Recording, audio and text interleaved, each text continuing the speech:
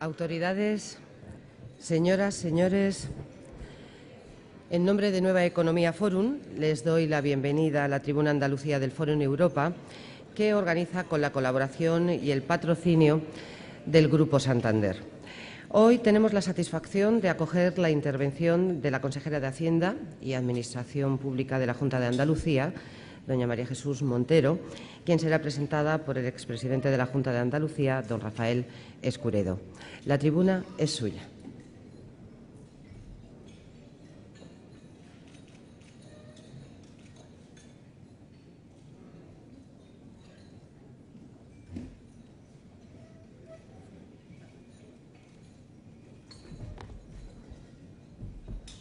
Buenos días,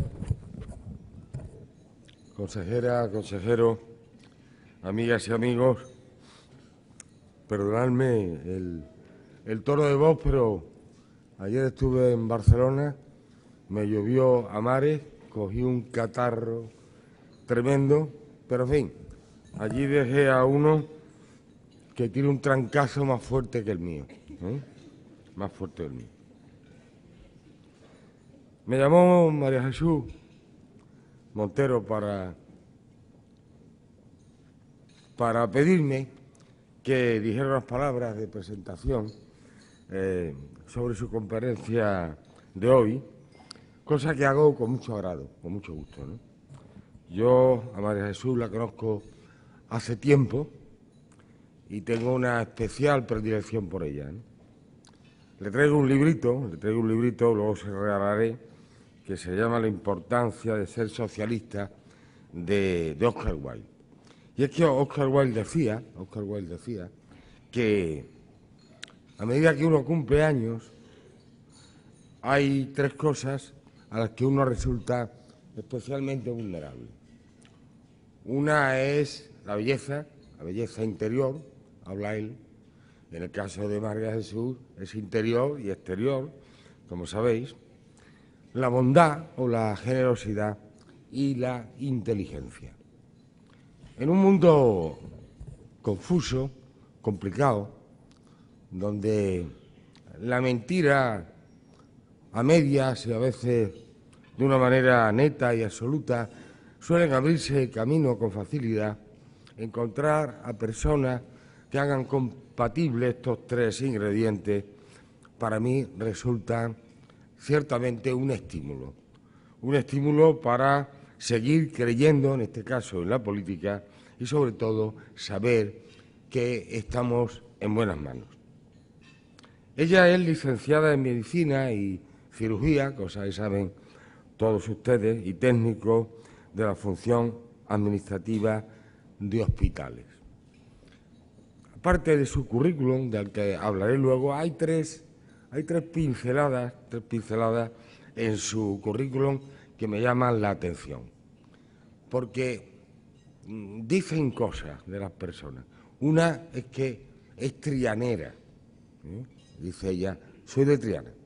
Y a mí me recuerda esto de Juan Belmonte, que toreó en Oviedo, y le dijeron, maestro, ¿y ahora? Dice, no, ahora voy a Sevilla. Dice, está lejos Sevilla, ¿no? Dice, no, Sevilla está en su sitio, lo que está lejos es Oviedo. Pues esto pasa con lo de Triana, que la gente de Triana son las que están cerca y lo que está lejos es Sevilla. Yo hablo con mi hermana Emilia, que vive en Triana, y me dice, ayer fui a Sevilla. Bueno, es una manera, yo creo que significa algo, esto de ser trianera. Y no solamente lo es María Jesús, también la presidenta, ¿no? Luego hay otra cosa que me gusta y que me llama mucho la atención, y dice, soy madre de 2 hijas. Ahí un punto. Ahí ciertamente yo creo que en el currículum de una persona habría que decir que ser padre de hijos o de hijas y ser nieto, si es que ser nieto. Porque creo que esto sí que es un patrimonio acumulado que forma parte del currículum de una persona. María Jesús Montero Cuadrado es de esas personas que han gestionado muy bien, en este caso, la sanidad pública andaluza, y al mismo tiempo es una personalidad política.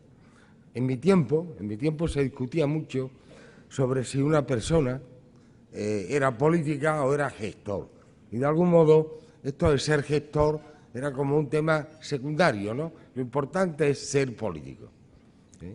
Bueno, evidentemente en los tiempos modernos, los tiempos que corren, ser gestor no solo es un tema secundario, sino fundamental. Y si a ello unes una condición política, como es el caso de María Jesús Montero, estamos en una simbiosis que a mí me parece muy importante en estos tiempos que corren.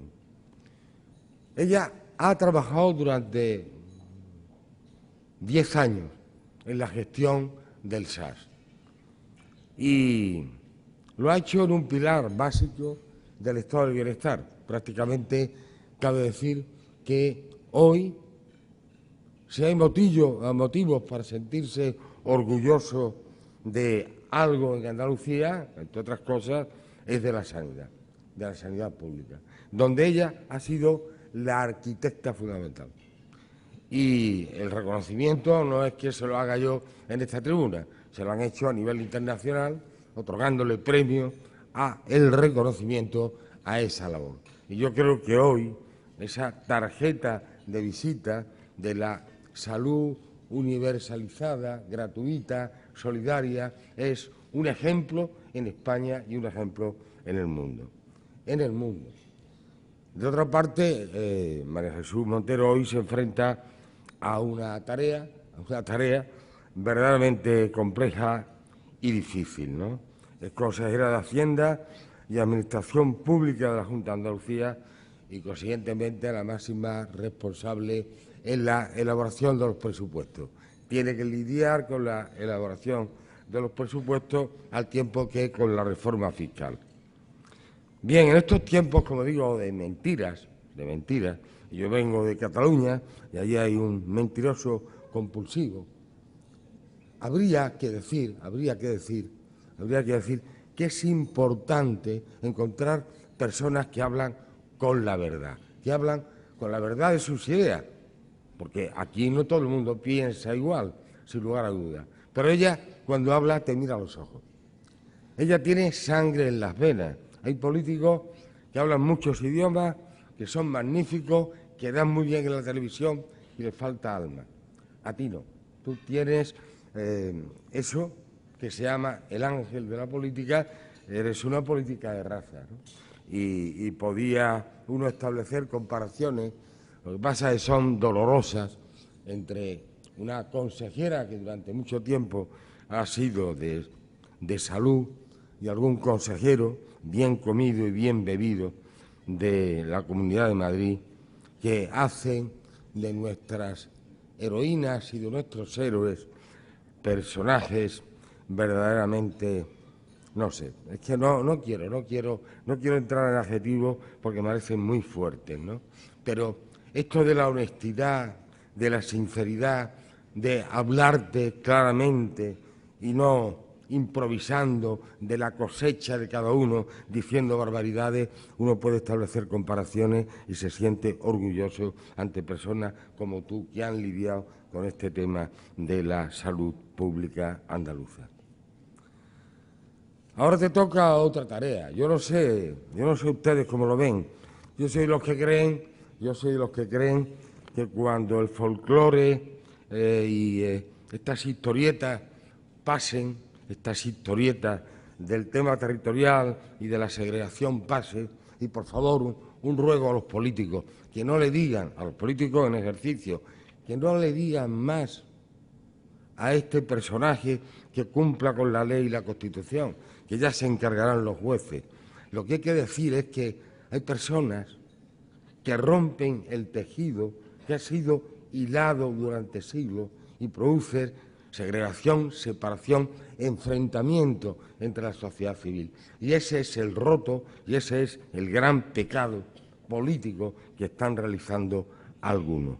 De ahí que sí, la confrontación política, por supuesto, pero por favor no romper el tejido de una sociedad, no enfrentar a la ciudadanía, un sector frente a otra. Podemos mantener nuestros criterios políticos y, por supuesto, no tener que ir más allá y romper lo que está rompiendo Artur Mas.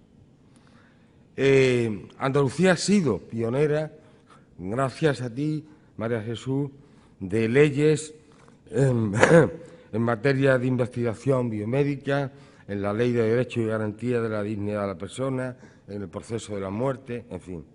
Y, por supuesto, en el sistema sanitario andaluz que tú has manejado durante 10 años, pues ha recibido numerosos reconocimientos, como la distinción de la Comisión Europea en relación a las estrategias de envejecimiento activo y salud digital, el 11º Premio Nacional a Innovación en Gestión y Administración Sanitaria, en fin, entre otras cosas. Y luego dices, y ya voy terminando, aparte de que eres trianera y que eres una persona muy próxima, que empatiza con los demás, que siempre tiene un gesto, un pellizco de aproximación con las personas, y esa sonrisa tuya también, eres una persona que escucha y que sabe decir no, porque los políticos a veces no saben decir no. Ella sí sabe decir no cuando tiene que defender los criterios que hacen de su trayectoria política un ejercicio de coherencia. Y termina en su papel diciendo, en el lado más personal, que le gusta África, que le gusta Silvio Rodríguez, Mario Benedetti y Gioconda Belli. Yo coincido contigo en todo menos lo de África, que he ido varias veces y nunca me sentí muy bien. Prefiero los bistrós de París y cosas, pero coincido con Silvio Rodríguez, coincido con Mario Benedetti, ese uruguayo argentino, poeta y novelista, y sobre todo con Gioconda Belli, que me ha llamado mucho la atención, porque tuve la oportunidad de conocerla en la Nicaragua revolucionaria, cuando Sergio Ramírez, gran escritor y amigo mío, era vicepresidente, y con Carlos Saura estábamos buscando, unos escenarios donde rodar una película que se llamó El Dorado, ¿no? Y Sergio Ramírez nos dio una cena donde estaban una serie de personalidades, entre las cuales estaba Gioconda Belli y su marido, que era un comandante de la Revolución, que se llama Henry Ruiz. Y recuerdo que había una chica de protocolo norteamericana, muy guapa. Carlos Saura estaba entusiasmado y le dice, por favor, ¿puedes contarnos quién es quién en esta cena, en esta reunión? Y empezó fulano de tal, ministro tal, fulano de tal. Dice, Lucho Fernández, un pederasta muy bueno de niños. Se levantó Lucho Fernández, que pesaría 140 kilos, y dijo, pediatra, coño, no pederasta. Y, por supuesto, que Gioconda y los que estábamos allí nos morimos de la risa. Bien, te voy a hacer un regalito. Quiero regalarte La importancia de ser socialista, de Oscar Wilde. Es un pequeño libro que a mí me gusta releer. A veces dicen algunos que está desfasado. Yo sigo creyendo que sigue siendo una hermosa lectura para una joven inquieta y que evidentemente tu carrera ni empieza ni acaba con los presupuestos, sino que seguramente tendrá largo recorrido. Así que muchas gracias y encantado de estar hoy aquí contigo y con todos vosotros. Muchas gracias.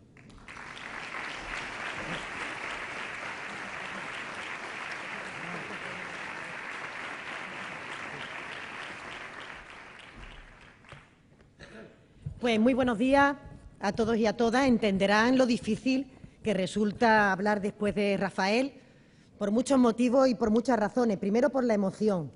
Yo siempre he estado enamorada de Rafael Escuredo desde mi juventud. Si hay alguien que describe como probablemente ninguna otra persona lo que significa ser líder y tener liderazgo, yo creo que Rafael Escuredo, sin duda en Andalucía, es de las personas que han marcado lo que la política puede aportar a los ciudadanos, han marcado lo que la credibilidad, que las personas que se expresan por sí mismas con honestidad, con inteligencia, con sentido común y con compromiso, pueden también contribuir en la alianza con los ciudadanos.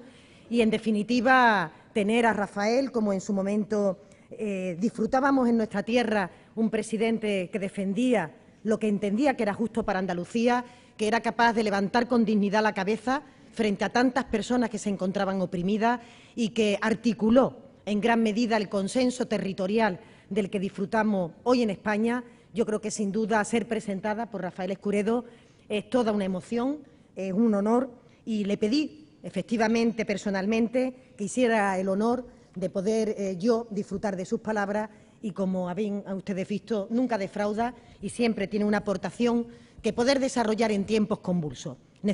Seguimos necesitando mucho liderazgo como el de Rafael, y espero que en el futuro siga trayendo algo de claridad a este debate territorial tan confuso al que asistimos últimamente y en el que, como siempre, Andalucía está llamada a jugar un papel fundamental. Gracias. Gracias por todo lo que nos ha aportado, gracias por ese recorrido de Andalucía, de nuestra tierra, de tu mano en gran parte de su trayectoria, y, sobre todo, gracias por haber aceptado estar hoy aquí, porque nada más que por eso merecía la pena la conferencia, solo por escucharte en la introducción que has podido desarrollar.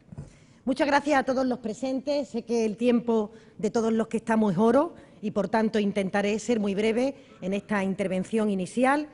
Como siempre, y lo decimos como un clásico, pero espero que se cumpla, demos juego al turno de preguntas y de réplica que nos permita establecer pues un diálogo interactivo en aquellas materias que resulten de interés para todos ustedes. Yo creo que la simple presencia de Rafael trae al debate en este momento todo lo que es la arquitectura territorial de nuestro país, un futuro que se está fraguando en estos momentos y que tuvo en el día de ayer pues una anécdota más dentro del recorrido que se está realizando por parte de la comunidad catalana y por parte de las autoridades del Gobierno de España. Pero yo creo que ese futuro que se pueda dibujar va a depender en gran medida también de cómo se articule el equilibrio o el desequilibrio territorial con el papel que Andalucía pueda jugar en un escenario que, convendrán conmigo, hoy por hoy está lleno de incertidumbre. Solamente déjenme hacer dos reflexiones sobre esta cuestión antes de abordar las materias de mi responsabilidad más directa. Primero, diría que un debate de tan extraordinario calado no debería abordarse desde la negación, la pasividad o el inmovilismo. Tampoco creo que tenemos que abordarlo desde el temor o la desconfianza. Afrontar la cuestión territorial, en mi opinión, tendría que ser una oportunidad para construir un nuevo modelo de relación que necesitamos entre los ciudadanos y las ciudadanas de este país. Una oportunidad para buscar de forma dialogada, abierta y lealmente fórmulas de entendimiento que sean más justas y equitativas. Una ocasión para hacer compatibles legítimas aspiraciones de autogobierno con el respeto de las distintas identidades que existen y conviven en España y con la articulación de elementos comunes que nos permitan fortalecer la cohesión conformando un verdadero proyecto compartido. En segundo lugar, diría que el sustrato económico y financiero de esa arquitectura territorial no es un elemento menor de este debate, es una parte esencial de este debate. Por eso no puede ser la cuestión económica o financiera una moneda de cambio en el debate territorial. De la misma forma que no existe un Estado social sin una economía que se dirija a reducir las desigualdades, no existe autonomía sin mecanismos que aseguren la suficiencia financiera de estos territorios. Y no puede hablarse de solidaridad entre territorios si no hay herramientas de financiación que permitan un verdadero proceso de convergencia social y económica. No puede hablarse, por tanto, de igualdad de la ciudadanía si no existe un igual acceso a los servicios públicos fundamentales, o lo que es lo mismo, si no existe una igual financiación entre todas las comunidades autónomas. Me referiré un poco más adelante, con motivo de la financiación autonómica, a estos detalles, pero yo diría, Rafael, que hoy como ayer van a ser elementos esenciales para el desarrollo de Andalucía y para el bienestar de los andaluces y las andaluzas. También por esta razón yo diría que de forma difícil entendemos la negativa del Gobierno de España a abordar estas cuestiones, porque la situación de crisis prolongada hace aún más importante resolver todas estas contradicciones, contrariamente a lo que se pueda pensar. Claro que es un momento adecuado, idóneo, para debatir y para abordar todos estos problemas. Como seguro conocen, la financiación autonómica no forma en estos momentos parte de la agenda del Gobierno de Rajoy. Tampoco hay ninguna perspectiva a día de hoy de dialogar sobre esta cuestión territorial. Y tengo que confesarles que para mí esto no es una sorpresa. No lo es si seguimos el relato que el Partido Popular ha venido construyendo desde el inicio de la crisis. Un relato, yo diría que simple y directo, que nos viene repitiendo sin descanso desde hace ya 7 años. ¿Quién no ha escuchado que los españoles hemos vivido por encima de nuestras posibilidades o de que un país no puede gastar más de lo que ingresa? ¿Cuántas veces he leído en los últimos años que nuestro modelo de estado de bienestar no es sostenible? O, en relación con el anterior, que el gasto excesivo de las administraciones es uno de los problemas más serios y especialmente atribuyéndolo al descontrol del gasto público de las comunidades autónomas. Para finalizar, con algunos enunciados como que las recetas son austeridad y reforma para mejorar la competitividad de nuestro sector productivo o que la inversión pública nunca es la base o la palanca de la recuperación del crecimiento.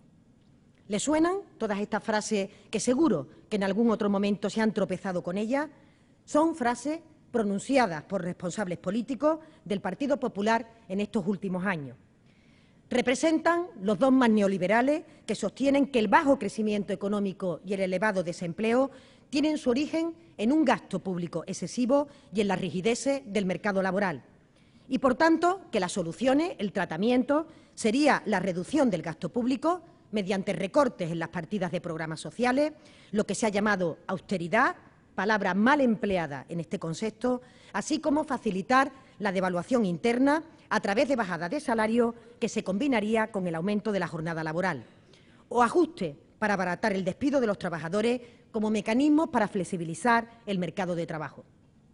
Un relato para el que Andalucía se convierte en un testigo incómodo, porque incluso dentro del marco presupuestario restrictivo que exige la Unión Europea y que con tanta aplicación y entusiasmo se desarrolla por el Gobierno de España, la política andaluza está demostrando que es posible un camino propio, que es posible un camino diferente. Donde otros han aplicado despidos ilimitados, cierres de hospitales, privatizaciones, en Andalucía se ha apostado por el mantenimiento del empleo público y por mecanismos de ahorro que no repercuten en los usuarios de los servicios públicos fundamentales, como, por ejemplo, compras centralizadas o subastas de medicamentos. Por eso creo que merece la pena dedicar unos breves minutos a desmontar, con datos y evidencias contrastables, al menos algunos de estos falsos mitos que, a mi juicio, no son más que una coartada para convertir los ajustes económicos en ajustes ideológicos con los que desmantelar el estado del bienestar y, de su mano, también el estado de las autonomías. Dice un famoso proverbio: con una mentira suele irse muy lejos, pero sin esperanza de volver. Y esa desesperanza frente a los engaños que se tejen diariamente en nuestro alrededor es la tarea que nos toca hoy combatir. Una tarea a la que invito que se sumen todos y todas en la medida cada uno de sus posibilidades, ya que, como argumentaba el genial escritor de la generación del 98, Pío Baroja, a una colectividad se la engaña siempre mejor que a un hombre. Frente al dogma impuesto de que la austeridad era la única receta posible para salir de la crisis, ahora sabemos con certeza que las medidas de austeridad a ultranza están lastrando las posibilidades de recuperación económica y del empleo en nuestro país y en el resto de la eurozona. Y es que resulta sorprendente cómo 7 años después del inicio de la crisis y a pesar del evidente fracaso de las políticas de austeridad, las posiciones más conservadoras no se han movido ni una coma de su relato de la crisis. Fíjense, hace solo unos días el profesor Joseph Stiglitz, como saben, Premio Nobel de Economía, publicaba un artículo en El País con el sugerente título «Los zombies de la austeridad europea». Y decía: la austeridad ha sido un desastre total y absoluto, desastre que se ha hecho cada vez más evidente a medida que las economías de la Unión Europea se enfrentan una vez más al estancamiento, si es que no se enfrentan ya a la tercera recesión en 7 años. Y continuaba: a pesar de que se acumulan las pruebas de que la austeridad no funciona, Alemania y los otros halcones han redoblado su respaldo a dicha austeridad, apostando el futuro de Europa por una teoría desacreditada desde hace ya mucho tiempo. Por tanto, algo se mueve el mito de la austeridad yo diría que se tambalea. Hace escasamente unos días, los ministros de Economía de la Unión Europea exigieron al presidente electo de la Comisión, Jean-Claude Juncker, que acelerara la puesta en marcha del plan de inversión de 300.000 millones de euros para hacer frente al estancamiento de la economía europea. Señoras y señores, qué pena que esto se haga con 5 años de retraso, porque hay que recordar que en el año 2009, en plena crisis, las tasas de desempleo en Estados Unidos y en la Unión Europea eran idénticas, exactamente las mismas. Sin embargo, 5 años después, políticas prudentemente expansivas han llevado a la economía norteamericana a niveles de desempleo menores que los existentes antes de la crisis, por debajo del 6%, a la vez que han logrado reducir el déficit por debajo del 3% del PIB. Mientras, en contraste, la austeridad de Europa ha provocado incrementos ulteriores de la tasa de paro, que actualmente casi dobla a la de Estados Unidos, y un déficit del 3,3%. Esta simple comparación pone en entredicho las decisiones que se han venido imponiendo en Europa. Es hora de cuestionarlas. El segundo mito, el que quería referirme, es el famoso que dice algo así: los españoles hemos vivido por encima de nuestras posibilidades. Y tengo que decir que simple y llanamente esto es falso. Algunos datos creo que pueden ilustrar este contexto.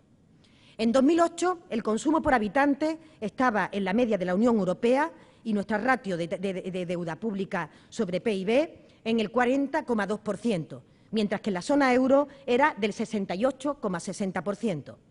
En 2007 el conjunto de las administraciones públicas cerraron el ejercicio con superávit, más de 20.000 millones de euros. Por tanto, nada más alejado de la realidad o de la verdad la idea de que los españoles vivíamos por encima de nuestras posibilidades antes de la crisis, como tampoco es cierto que los desequilibrios públicos son los causantes de la crisis o que nuestro estado de bienestar no sea sostenible. No es cierto que en España haya habido un gasto público excesivo. No hubo burbuja social, como algunos pretenden ahora hacernos creer. Lo que ha habido es un desplome en los ingresos de las administraciones públicas, también de la iniciativa privada, que ha desencadenado un profundo desequilibrio, algo en lo que me intentaré detener un poco más adelante. De hecho, nuestro país se ha situado históricamente a la cola de la Unión Europea en gasto público. El gasto social, en relación al PIB, se mantuvo invariable hasta el inicio de la crisis. En realidad, yo diría que España se gasta mucho menos en políticas sociales de lo que debería gastarse por el nivel de riqueza económica que tiene.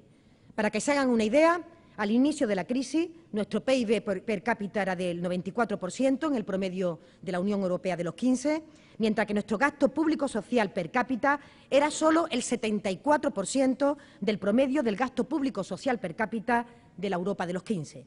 Es decir, que antes de la crisis nos gastábamos 66.000 millones de euros menos de lo que tendríamos que gastar por nuestro nivel de riqueza. Por tanto, no es cierto que España estuviera viviendo en materia social por encima de sus posibilidades. Y de cara al futuro inmediato, las previsiones del Gobierno de España son que lleguemos al año 2017 con un peso de gasto público sobre PIB equivalente al 40,1%, es decir, un recorte adicional de 40.000 millones de euros respecto a este año, según consta en el programa de estabilidad que envió el Gobierno de España a Bruselas. Y, señores y señoras, ello a pesar de que existe un amplio consenso en relación a la labor redistributiva del sector público en España y en Andalucía. Este sector desempeña en la economía de mercado una garantía vital de protección ante determinados riesgos de situaciones inesperadas como la enfermedad o el desempleo. Yo diría más, podría decirse que un adecuado esfuerzo en protección social, que una óptima redistribución de las rentas, no solo ayudaría a disminuir la brecha de la desigualdad económica y social entre los ciudadanos, protegiendo a los más vulnerables, sino que el gasto público social es un elemento fundamental que actúa como estabilizador contracíclico, estimulando la creación de empleo y la confianza de los consumidores. Por ello, resulta más necesario que nunca reivindicar las políticas públicas como la sanidad, las pensiones, la educación, los servicios sociales o la atención a la dependencia. Y, como le comento, no solo desde una perspectiva puramente ciudadana o de cohesión social o de defensa de una conquista de un derecho, sino porque estoy firmemente convencida de que el estado del bienestar contribuye al crecimiento económico del país, es motor de arrastre, genera paz social.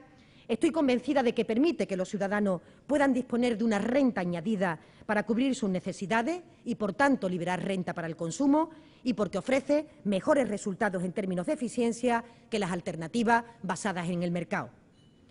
Por ejemplo, ¿saben ustedes que nuestro sistema sanitario sigue siendo uno de los más baratos y eficientes del mundo? ¿Que tiene un coste del 25% menor que, por ejemplo, países como Francia o como Alemania? En el caso de Andalucía, nuestro modesto gasto sanitario permite ofrecer la cartera de servicios más amplia del Sistema Nacional de Salud y mejores resultados que la media nacional en lista de espera quirúrgica o en indicadores de calidad.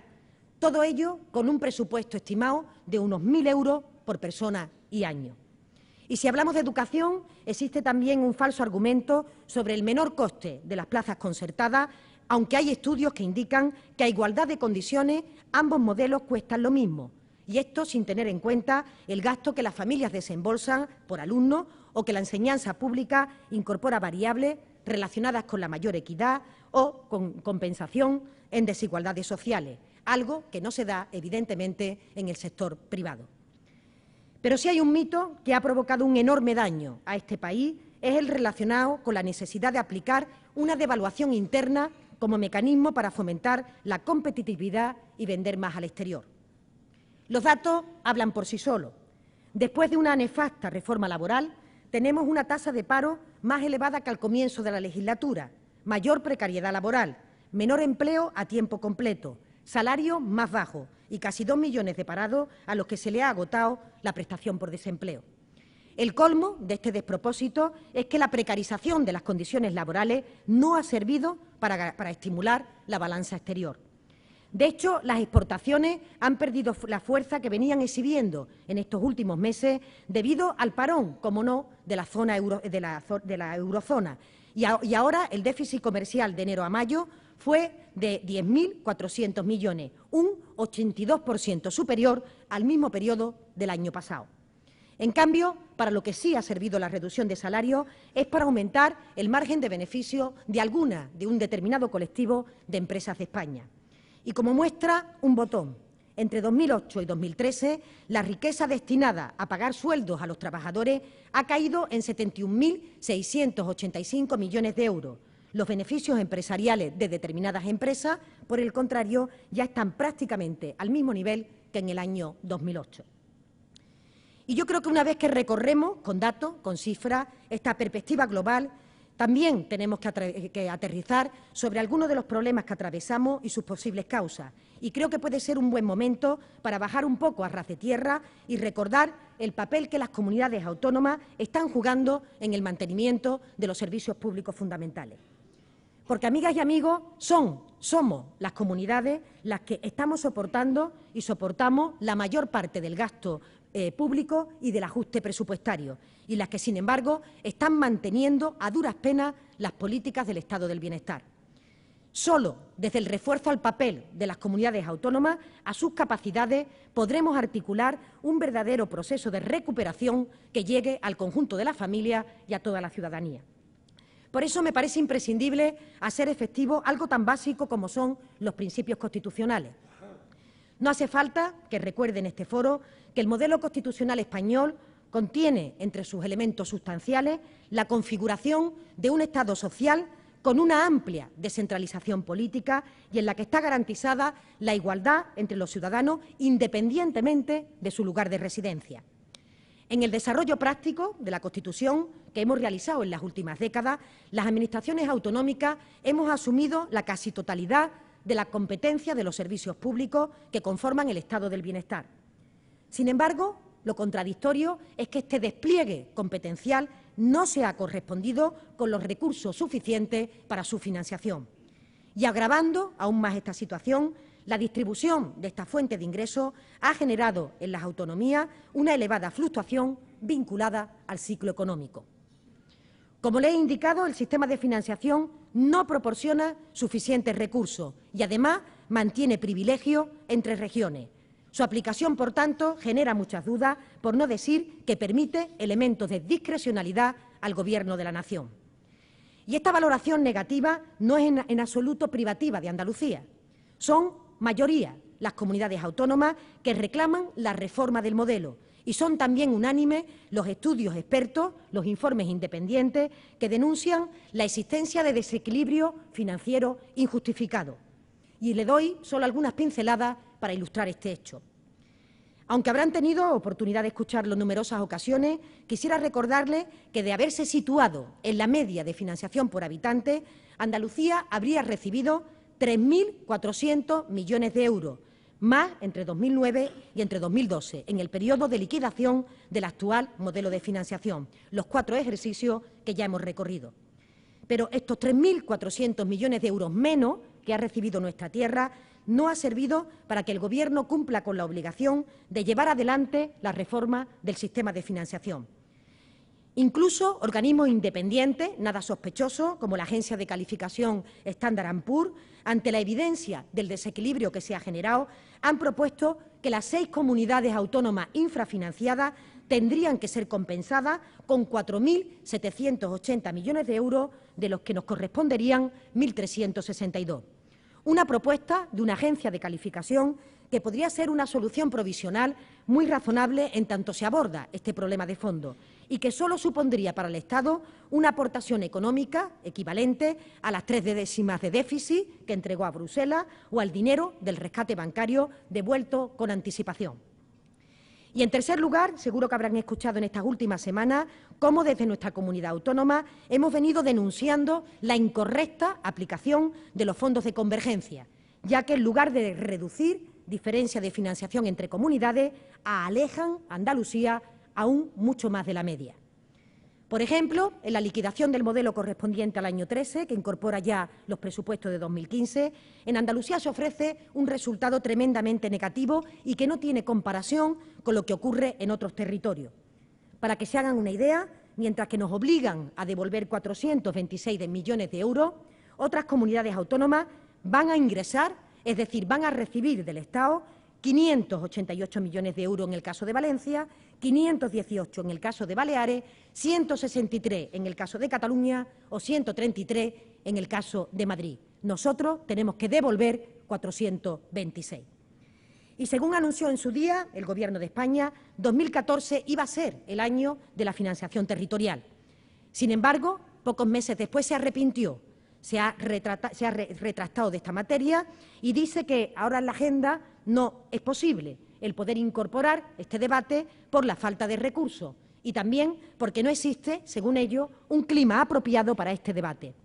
Y miren que creo que exactamente se trata de abordar la cuestión al revés. Es la falta de debate la que está produciendo un clima inapropiado.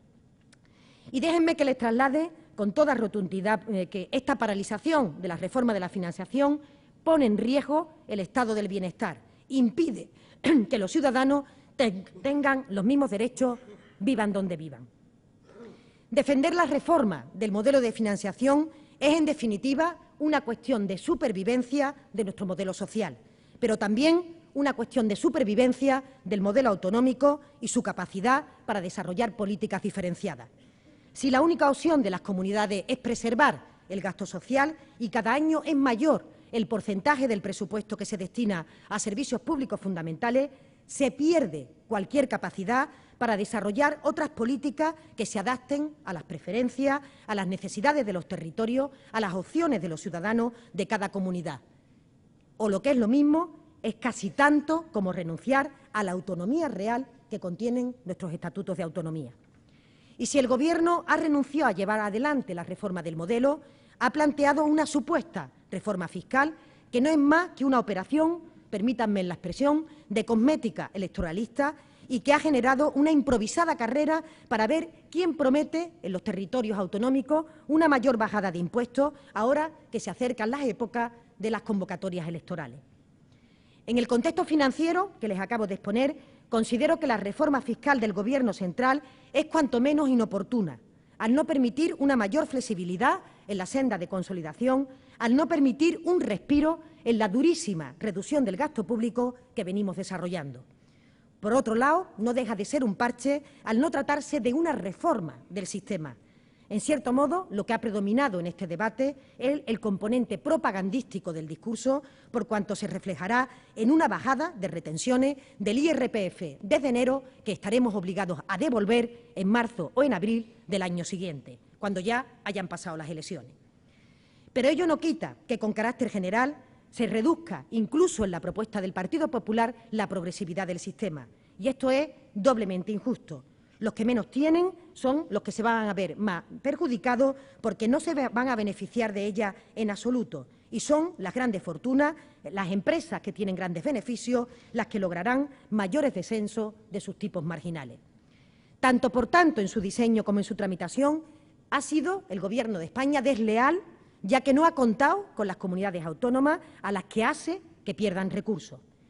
En el caso de Andalucía también hemos asistido a alguna ocurrencia en forma de propuesta fiscal, lanzada en esta ocasión por el Partido Popular Andaluz, en un intento de sumarse a esa carrera que venía comentando entre todas las comunidades autónomas gobernadas por una misma formación política y que, de llevarse a cabo, beneficiaría a unos pocos perceptores de rentas altas, en torno a unas 40.000 personas, implicando una caída de la recaudación en torno a los 400 millones de euros que se convertirían en ajustes adicionales a los presupuestos que se tienen que elaborar en los ejercicios sucesivos. Esto no puede ser la reforma fiscal que necesita nuestro país y que necesitan los territorios autonómicos, como tampoco puede ser un debate que ha carecido de toda profundidad, que no ha querido siquiera ser consensuado con el principal partido de la oposición, porque a nadie se le escapa que en el momento en que haya oportunidad se dará un vaivén que vendrá a desequilibrar aún más el contexto económico en el que nos movemos. Pero yo hoy no voy a hablar solo del Gobierno de la nación, porque también lo haré de nuestras propias responsabilidades. Y tengo que decirlo con absoluta claridad. Andalucía ha cumplido. Andalucía ha cumplido con el objetivo de déficit y ha cumplido con la protección de los derechos que tenía comprometido con los ciudadanos. Andalucía es la comunidad con menor gasto corriente primario por habitante, y esto se desprende no porque lo digo yo, sino porque así lo marca la Intervención General del Estado en sus respectivos informes. Estamos manteniendo nuestro nivel de servicios públicos de manera, por tanto, más eficiente que el resto de los territorios. Por eso resulta al mismo tiempo cada vez más complicado reducir el gasto, porque nuestro margen es mucho menor que el que tienen otras comunidades autónomas. De hecho, durante los últimos años hemos aplicado medidas de eficiencia y de austeridad que nos han permitido un ahorro de casi 600 millones de euros, reduciendo gastos operativos de forma razonable, sin afectar la prestación de servicios. Esta estrategia ha permitido avanzar en la consolidación fiscal, ha permitido cumplir con el objetivo de estabilidad, cerrando el ejercicio con el déficit del 1,55% del PIB, por debajo del objetivo que se fijó. Esto supone que la comunidad ha reducido su déficit un 25% en solo un ejercicio. Pero me gustaría insistirles en una idea. Pese a ese nivel de gasto, Andalucía es una de las comunidades que ha conseguido una mayor reducción del gasto durante este periodo de crisis. De hecho, la reducción del gasto financiero, del gasto no financiero primario, ha sido, sin contar los intereses de la deuda, en este ciclo una media del 6,5% en el conjunto de España, y en Andalucía la reducción ha sido del doble, del 11,3%. Por eso nos hemos permitido, se ha posibilitado, mantener un nivel de endeudamiento que hoy por hoy es inferior al promedio de las comunidades autónomas. Y estos datos, como digo, no son estadísticas del Gobierno de Andalucía, son las estadísticas oficiales del Ministerio de Hacienda. Esto no significa que no haya que seguir haciendo esfuerzos por ajustar en aquellas partidas que todavía tienen márgenes de eficiencia, sobre todo con políticas innovadoras, y, cómo no, mejorando los procedimientos para que el dinero público se destine estrictamente a los objetivos marcados. Lo que significa es que si no logramos incrementar los ingresos de las administraciones, los servicios públicos fundamentales no pueden seguir en una espiral de reducción sistemática año por año del coste o del esfuerzo que están haciendo en reducir este gasto corriente. Y lo que no es de justicia es que el Gobierno de España cuadre las cuentas del país a base de presionar justamente a las comunidades autónomas. Hemos llegado a una situación en la que el Gobierno decide sobre los ingresos, determina su cuantía, el orden y el calendario de pago y, sin embargo, le deja los deberes a las comunidades autónomas para que ajusten el gasto público y para que además amortigüen los conflictos que se puedan presentar con colectivos y con ciudadanos. Por ello creo que es urgente propiciar un debate serio y profundo sobre la financiación, un debate que traiga al modelo de financiación los principios inspiradores de la Constitución que conforman criterios básicos del sistema y, por tanto, que eliminen aquellas situaciones que introducen distorsiones entre comunidades en vez de corregir desigualdades. El reto es ser capaces, entre todos, de blindar lo que realmente constituye el núcleo de nuestro modelo de sociedad, si no queremos, evidentemente, retroceder más de 2 décadas de progreso y hundirnos en una crisis, y lo advierto, de legitimidad democrática. Si los políticos tampoco somos capaces hoy por hoy de blindar aquello que ha sido conquista de los ciudadanos, evidentemente podrán ustedes leer fácilmente cuál va a ser la opinión que se forjen los correspondientes ciudadanos que pasan la peor situación con la crisis a propósito de la tarea y de la responsabilidad que tenemos. En Andalucía, repito, hemos cumplido con lealtad institucional. Se ha realizado un esfuerzo tremendo de reducción del déficit en los últimos años y hemos mantenido la deuda bajo control. Pero hoy necesitamos colaboración. Queremos que no se resienta el estado del bienestar. Queremos apostar por políticas que favorezcan el crecimiento de la economía y, sobre todo, que creen empleo. Por ello, pedimos al Gobierno de España que mueva ficha, que cumpla la obligación de establecer un nuevo sistema de financiación justo y equitativo para que sea efectiva la igualdad entre los ciudadanos. Y queremos que comparta los márgenes de los que dispone, sin acelerar ritmos de consolidación fiscal que nadie le está exigiendo. Máxime cuando volvemos a estar ahora a las puertas de vivir una situación preocupante en Europa. De hecho, la presidenta del FMI cifró hace unos días entre un 35 y un 40% el riesgo de que Europa entre en una tercera recesión en 6 años. En nuestro caso, la situación puede tornarse dramática con más de 5,6 millones de parados en España y de 1,4 millones en Andalucía, según la última EPA. En el mejor de los casos, una recesión en Europa no podrá permitir acelerar el crecimiento para conseguir mejoras significativas en el número de desempleados. Y hace ya más de 2000 años que el filósofo y orador romano, Marco Tulio Cicerón, dijo que de hombres equivocarse y de locos persistir en el error. Y parece que, pese a las señales de advertencia, pese a las llamadas para cambiar el rumbo fijado, seguimos empecinados en consolidar y amplificar los fallos y los errores que hemos cometido. Por este motivo, les digo que es el momento de actuar y de enfrentarse a las políticas que nos han traído hasta aquí. Afortunadamente, en los últimos meses alguna opinión crítica empieza a subir el tono y, por tanto, creo que entre todos seremos capaces de cambiar el rumbo de este debate y, por tanto, aplicar nuevos tratamientos a enfermedades que se ve perfectamente que no mejoran con motivo de las terapias que aplicamos anteriormente. Tenemos que acabar con esta dicotomía entre consolidación fiscal y políticas expansivas, entre seguir reduciendo el déficit o apostar por más inversión. Tenemos que flexibilizar la senda de consolidación presupuestaria para que nos permita la puesta en marcha de programas de gasto a nivel europeo centrados en inversiones en infraestructura productiva, planes de reindustrialización, apoyo decidido a las pymes, que son las que en términos de creación de empleo son más efectivas a la hora de resolver el drama de los ciudadanos. Al final, tan importante va a ser la estabilidad presupuestaria para el crecimiento como el crecimiento lo es para la reducción del déficit y de la deuda. Son dos caras, si ven, de la misma moneda, pero hasta ahora solamente hemos tenido ocasión de fijarnos en una de ellas. Sin embargo, nada parece haber cambiado dentro del panorama español. El proyecto de presupuestos generales para el año 2015 mantiene la receta y las prioridades de años anteriores. Son datos que, como hemos expresado en otras ocasiones, no me voy a detener por razones de tiempo. Insisten en las mismas recetas que se venían aplicando.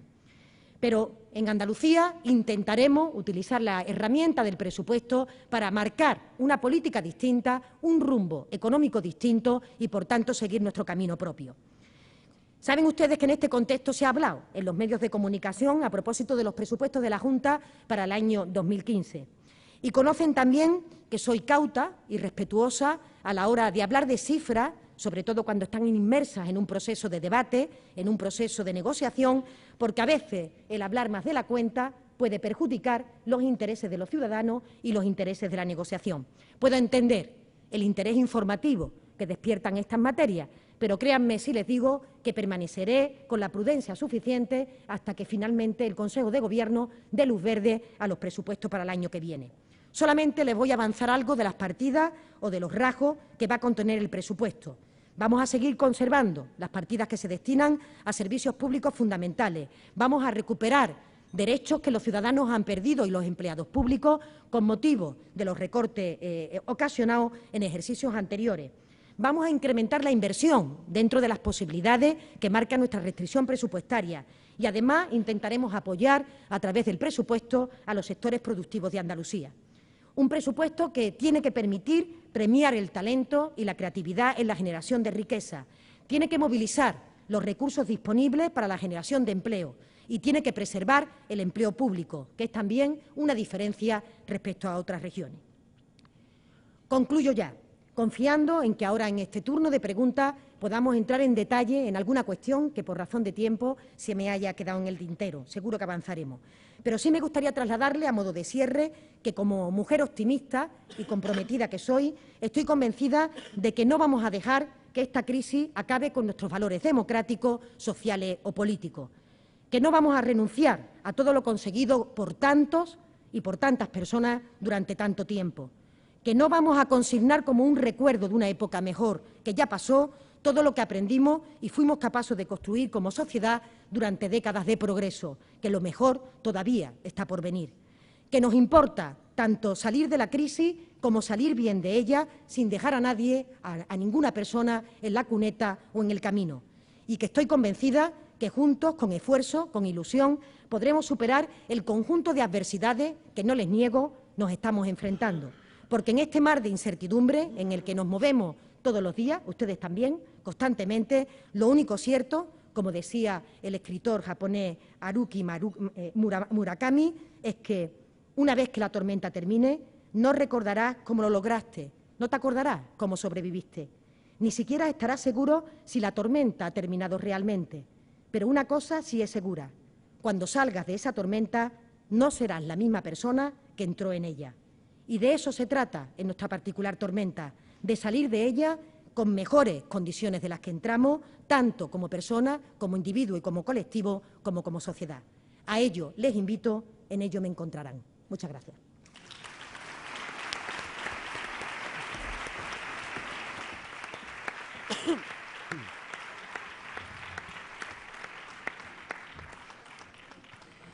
Muchísimas gracias, consejera.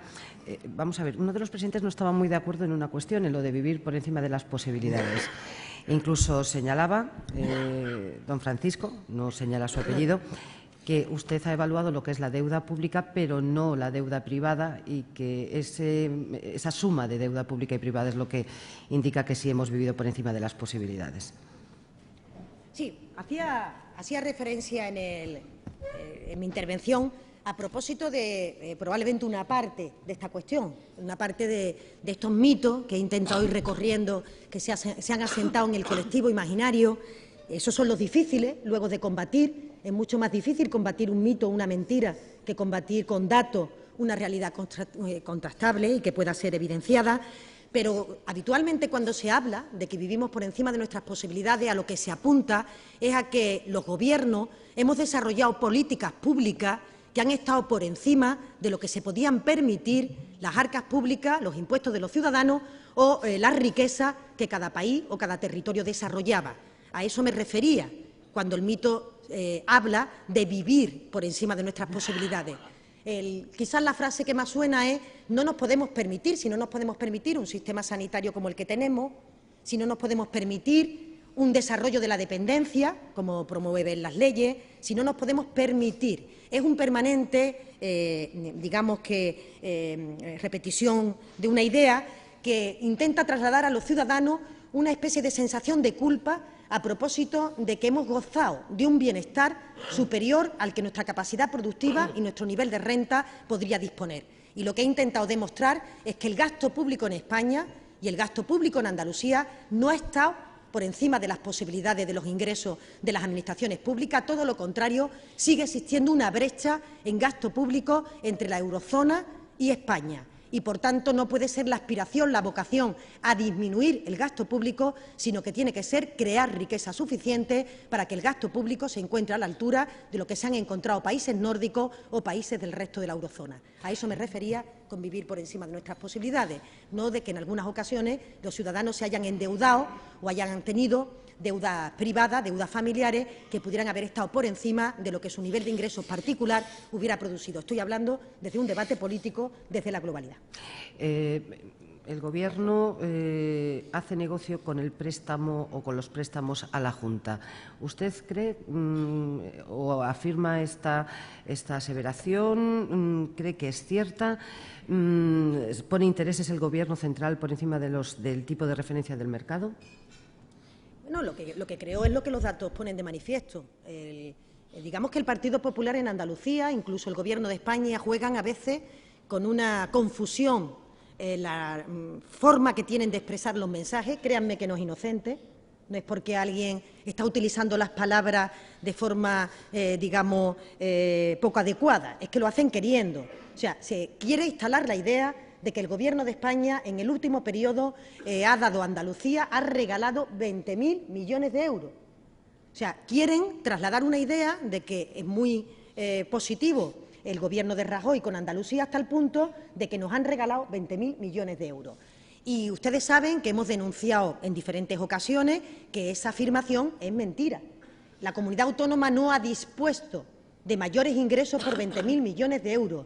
El Gobierno de España ha actuado como banquero en un momento en el que había dificultades para salir a los mercados a emitir deuda en el conjunto de la banca comercial y, por tanto, nos parece bien que acuda a los territorios para intentar prestar el dinero que externamente no se nos presta.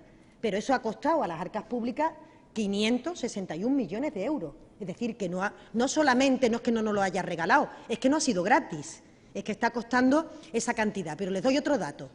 Incluso administraciones gobernadas por el Partido Popular, llámese la Comunidad de Madrid, incluso llámese el Ayuntamiento de Sevilla, están barajando seriamente liquidar el préstamo del mecanismo de pago a proveedores, acudir a la banca comercial habitual para poder solventar la deuda que tienen con el Gobierno de España, que está cobrando un interés más alto que el que hoy por hoy ofrece la banca.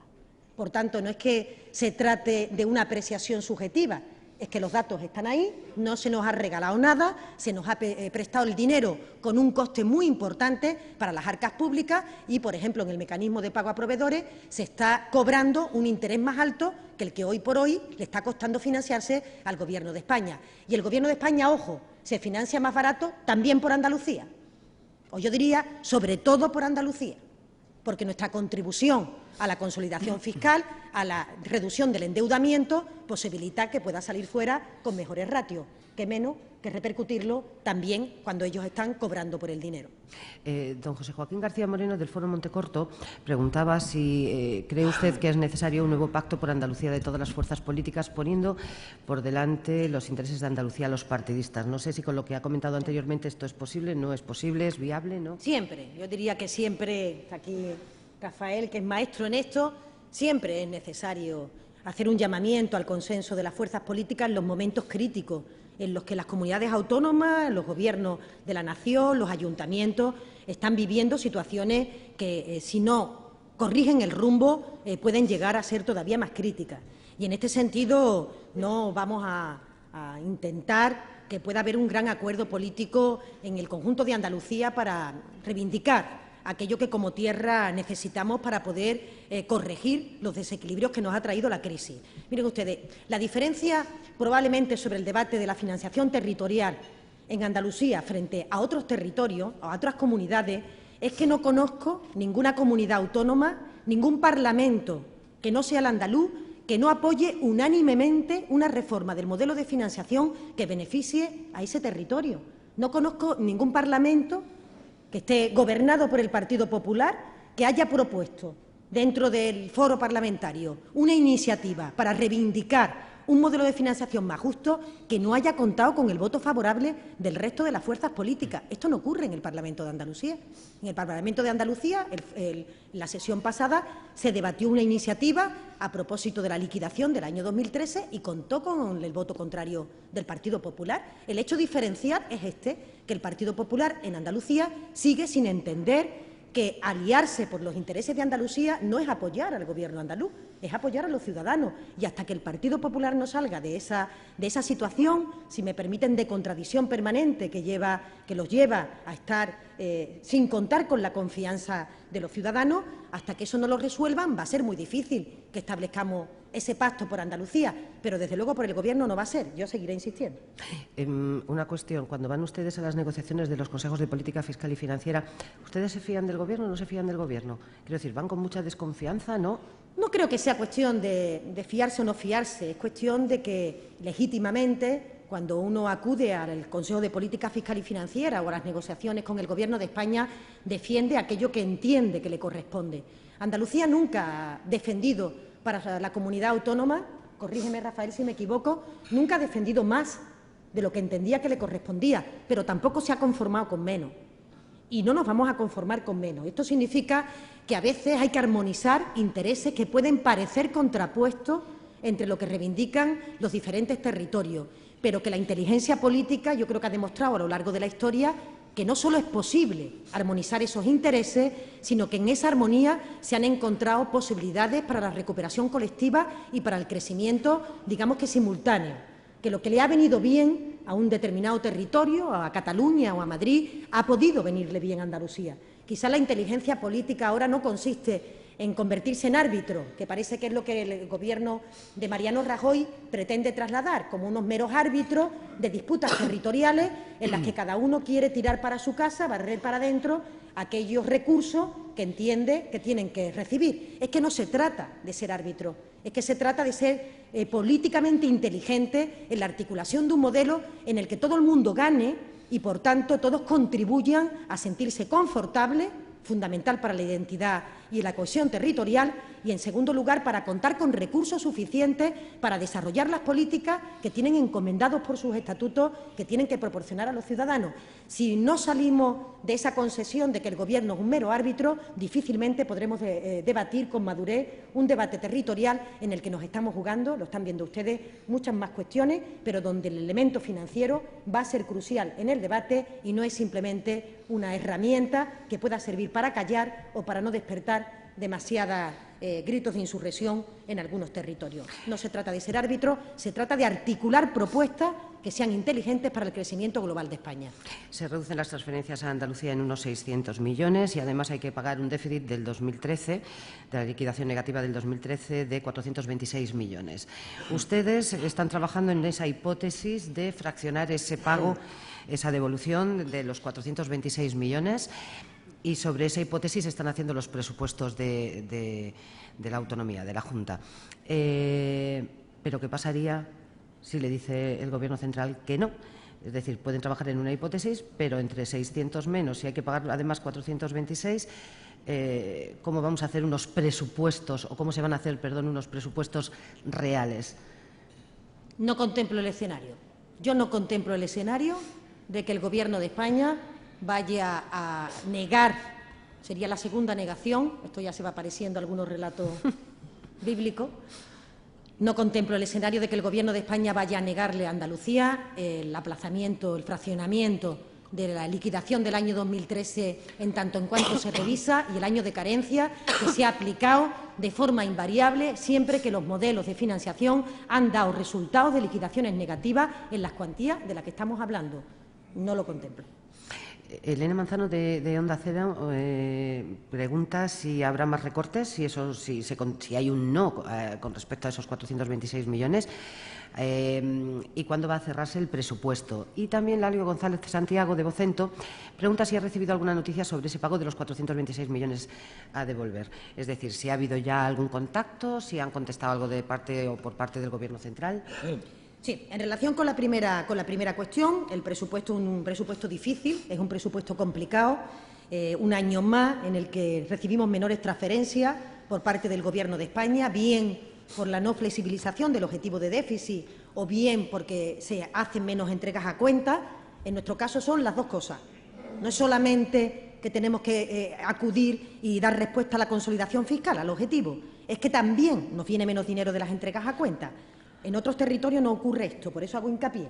En otros territorios, si hacen presupuestos menos expansivos, es porque tienen que cumplir con el objetivo de déficit, pero han recibido más dinero. En nuestro caso, se nos castiga por ambos sitios. Por tanto, el presupuesto obligatoriamente tiene que seguir explorando partidas de ahorro que le permitan ser más eficientes.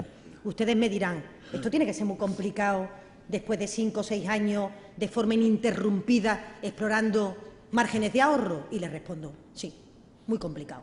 Cuando una administración como la autonómica ha estado de forma reiterada, y los datos se lo he puesto de manifiesto, disminuyendo aquello que entendía que era un gasto más gestionable de forma más eficiente, prescindible, si ustedes me permiten la expresión, y ha ido haciéndolo de forma continuada, llega un momento en que las partidas se resienten de ese ajuste y, por tanto, es difícil seguir tocando sin ir a la médula de lo que es la prestación de los servicios públicos. Así que tenemos que utilizar, en esto como en otras cosas, mucha capacidad de gestión, lo decía Rafael. Creo que en este momento la política exige de grandes dosis de gestión, no solo de capacidad de trasladar mensajes que permitan ilusionar a los ciudadanos, que por supuesto que permitan recuperar la credibilidad de la política, que por supuesto tenemos que ser los políticos gestores de la situación económica y que nos permita eso trasladar respuestas reales a los ciudadanos, rodearnos de equipos de personas gestoras que también tengan asumida esa tarea. Así que seguiremos explorando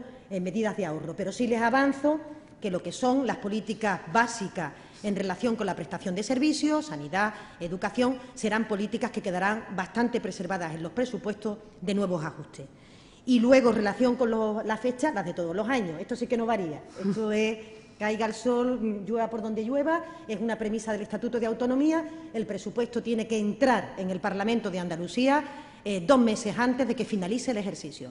Y esto significa que la fecha límite para que lo apruebe el Consejo de Gobierno y lo entregue es el 30 de octubre. Esa fecha está clavada ahí y esta sí que no se sujeta a ninguna otra variación. Y, por último, en relación con los 426 millones de euros, repetir, ¿no?, el argumento que trasladaba anteriormente. A nosotros nos parece extraordinariamente injusto. Yo todavía no he recibido ninguna respuesta de por qué. ¿Ha habido contacto con el Gobierno de España? Desde el minuto 1. La comunidad autónoma andaluza se rige por el principio de lealtad institucional y, además, lo lleva en su ADN. La Junta de Andalucía se construyó en el principio de lealtad institucional, ¿verdad, Rafael? Se construyó en ese principio, lo lleva en el ADN y permanentemente, cuando tiene que trasladar una denuncia al Gobierno de España, los primeros que en privado siempre se han enterado ha sido el Gobierno de España. Y los primeros que recibieron la información de que se estaba produciendo un agravio con Andalucía fue el Gobierno de España. Y desde entonces no hemos dejado de hacer gestiones con el Gobierno de España. Hasta ahora la respuesta, ninguna. Con respecto al tema presupuestario, ha hecho además anteriormente una referencia a esa reforma fiscal que está ofreciendo, que está anunciando el Partido Popular. Incluso hace pocas fechas en nuestra comunidad autónoma el líder de los populares en Andalucía también hablaba de esa reforma fiscal con la que ustedes no están de acuerdo. Don José Manuel Castro y don Juan Luis Nieto de Magriñá, que es notario de Alcalá de Guadaira, preguntan por 2 cuestiones, en concreto por las tributaciones, por el impuesto de sucesiones, de donaciones. Consideran que se están provocando o que hay una serie de diferencias con respecto o entre comunidades autónomas y preguntan también por la posición de la Junta de Andalucía a este respecto. Yo también le voy a, porque como vamos un poquito ajustados de tiempo, quiero introducirle también el otro impuesto, que es sobre el impuesto de las grandes superficies. No tiene nada que ver con el de donaciones, etcétera, etcétera, pero sí por abordar ya todo lo que es la materia fiscal y pasar a otros asuntos. Está aquí el vicepresidente del Gobierno, ¿no? Y siempre efectivamente la pregunta de... Y la banca pública, que hablaremos ahora dentro de un rato, claro. No hay ninguna previsión de ningún tipo de impuesto, ni tasa, ni ninguna situación en el presupuesto del año 2015 nuevo. Yo creo que estos son los mensajes que se lanzan al aire permanentemente en denuncias que luego quedan en nada por parte de la oposición y que hemos repetido hasta la saciedad y lo sigo repitiendo. No va a haber subida de impuestos en los presupuestos del año 2015 ni de nada similar. Por tanto, queda contestada la pregunta del impuesto de grandes superficies. Yo solo quiero llamar la atención A propósito de la reforma fiscal, yo no diría que se trata, por supuesto, la que se hace, el planteamiento que se hace en Andalucía por parte del Partido Popular, con todo mi respeto a las personas que ya han trabajado en esa propuesta. Desde luego, lo que se ha trasladado no es una propuesta de reforma fiscal, es otra cosa, pero no es una reforma que entre a poner en cuestión los elementos nucleares que conforman el sistema fiscal de Andalucía y de nuestro país. Y, por otra parte, tampoco calificaría de reforma fiscal la que anunció Montoro. Ha sido una gran decepción, no solo en términos, digamos que para la parte más progresista de la sociedad, en términos de a quién se beneficia y a quién perjudica, en ese caso a las grandes rentas frente a la renta de los trabajadores, sino que incluso para la parte más conservadora de la sociedad, la reforma fiscal también ha sido una gran decepción. El tinte electoralista que tenía la reforma no sé al final qué va a conducir y qué va a perseguir. Lo que sí sé es que caen los ingresos del Estado. Eso sí sé. O sea, lo que sé es que este año, si había una posibilidad para coger algo de oxígeno en esta curva empinada, en esta cuesta empinada que estamos subiendo, pues con motivo de la reforma fiscal podemos coger menos impulso y, por tanto, tenemos el riesgo siempre de caer 3 pasos para atrás. Eso es lo que me preocupa. Pero sí decirle que el Gobierno del Partido Popular en Andalucía y en las comunidades donde está gobernando está yendo, bajo mi punto de vista, una carrera irresponsable en materia fiscal, simplemente mirando el escenario electoral que tiene a la vuelta de la esquina. A mí me parece absolutamente, y voy a calificarlo de frivolidad, que las comunidades autónomas estén trasladando mensajes sobre propuestas fiscales que no persiguen beneficiar a los que peor están pasándolo con la crisis, que solamente permiten complementar lo que el ministro Montoro anunció en su rueda de prensa y que, por otra parte, va a detraer recursos de políticas tan importantes como la sanidad, la educación o la dependencia. Y si no detrae recursos es porque entonces es mentira la propuesta. Entonces, a mí me parece que los políticos, por mucho que haya elecciones a la vuelta de la esquina, no podemos entrar en este tipo de debate intentando insultar la inteligencia de los ciudadanos e intentando no afrontar con valentía el problema de los ingresos de las administraciones públicas y el problema del sostenimiento de los servicios públicos si entramos en espirales de estas características. Solamente dar un dato. En Andalucía, las rentas que se declaran, que están por encima de 60.000 euros, son 27.000 personas. Digo por esto de que cuando se habla de que los tipos impositivos que la comunidad autónoma tiene más alto, porque es más progresivo el sistema fiscal en Andalucía, por eso las mayores fortunas tienen tipos más altos. Son 27.000 personas las que declaran IRPF por encima de 60.000 euros, que es el tramo que tiene un interés más alto que el que tienen en otras comunidades autónomas. El resto es exactamente igual. Pues díganme ustedes por qué y cómo se puede calificar de que necesitamos en la comunidad autónoma sistema o propuesta como la que ha hecho el Partido Popular, que exactamente beneficia a 43.000 personas y detrae 400 millones de los recursos públicos con los que se financiaría peor la sanidad, la educación, la dependencia, la universidad o las políticas de empleo. Tenemos muchísimas preguntas más, nos queda ya poco tiempo. ¿Qué tal las negociaciones del presupuesto con los socios de Gobierno, consejera? Bien, mal, discuten mucho, no, tienen algunos puntos ahí que no se ponen de acuerdo. Por cierto, la Banca Pública de Andalucía, Izquierda Unida, no quiere que sea un ICO a secas y la polémica sobre la ficha bancaria. En definitiva, un poco esas relaciones con Izquierda Unida y, bueno, cómo están afrontando los presupuestos y, por supuesto, el futuro, ¿no?, de ese banco público y, a su criterio, cómo debería de ser esa banca pública. Sí, bueno, normalmente traslado, cuando me preguntan a propósito de las tensiones del debate presupuestario, que son tensiones consustanciales a la negociación de unos presupuestos en el que cada departamento, de forma legítima, discute a propósito de los recursos que son competitivos en este caso, recursos que tiene un departamento no los tiene otro y, por tanto, competimos por el mismo euro, los diferentes miembros del Gobierno. Se producen tensiones que yo he vivido diferentes gobiernos, algunos de coalición y otros no, y siempre se produce esta tensión, por lo menos yo siempre la he tenido. Cuando he gestionado la sanidad siempre he querido más recursos de los que me han dado. Eso es una aspiración que me parece además deseable y legítima por parte de los que desarrollan esa política. Hombre, no se me escapa que cuando hay un Gobierno de coalición un poquito más se agudiza esa tensión, pero no crean ustedes que sustancialmente con el resto de miembros del departamento. Aquí hay algunos consejeros ¿verdad?, con los que he tenido ocasión de reunirme con motivo de los presupuestos, y las reuniones han sido tensas y han sido duras, porque todo el mundo quiere tener más recursos y porque hasta los mismos políticos nos creemos esto de la recuperación, ¿no? O sea, tanto se traslada que hay recuperación que a veces uno viene a intentar ver cómo va a ser su presupuesto del año pasado y confía en que su presupuesto crezca y crezca lo suficientemente que su aspiración le permite, porque tiene muchos proyectos en la cabeza. Entonces, yo diría que son relaciones normales en los momentos de tensión presupuestaria, un poquito más agudas, porque evidentemente hay cuestiones diferentes entre ambas fuerzas políticas que sustentan al Gobierno, pero no sustanciales. Y luego, en relación con la entidad financiera, instituto de crédito, banca pública, ente público de crédito. Yo creo que el debate es un debate que está centrado en la ponencia que el Parlamento aprobó en su día.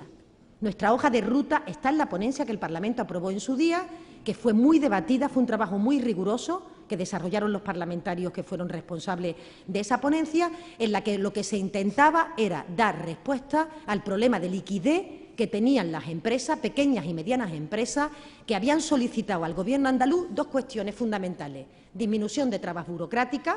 Mi compañero del área de Economía ya puso en marcha un decreto ley que reducía las trabas burocráticas. Y segundo, querían tener acceso al crédito porque entendían, Alberto, discúlpame, que las entidades financieras estaban exigiendo condiciones para acceder al crédito que no les permitían poder crecer o poder desarrollar alguno de los proyectos. Y ese es el instrumento que estamos construyendo, no era otra cosa. Y, por tanto, cualquier aspiración a que sea otra cosa va por el camino erróneo. Era ese, y ese es el que va a ser reflejo en el proyecto de ley, que espero que pueda ver la luz el menor plazo de tiempo posible. Espero que sí, que podamos ponernos de acuerdo y que sea pronto. Vamos a hablar, y ya sí que tenemos que ir, consejera, brevemente, porque todavía nos quedan 2 o 3 temas y además de importancia. Vamos a ver, la reordenación del sector público. Según Izquierda Unida, en el sector público hay todavía donde arañar dinero. Doña Isabel Soto de Faecta señala que qué pasos van a seguir sobre la inclusión de las cláusulas sociales en 2016 en contratación pública. Don José Luis Heredia, presidente del CESIF de Andalucía, señala qué se va a hacer o qué se va a hacer desde el Gobierno de la Junta para devolver lo recortado a los empleados públicos.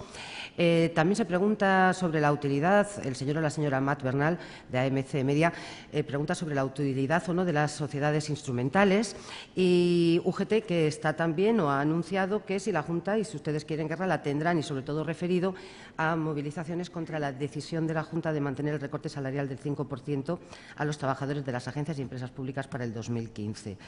Consideran que es un agravio con respecto al resto de empleados públicos. Sé que es una pregunta de mucho contenido y de mucho calado, pero sí, por favor, que dentro de lo posible. Voy a intentar ser telegráfica, ¿no? Sí, y contestando todo, claro, que es lo complicado. Voy a intentarlo. En relación con el sector público, yo diría que el sector público lleva en torno a 5 años, 4 años, en un proceso de reordenación permanente.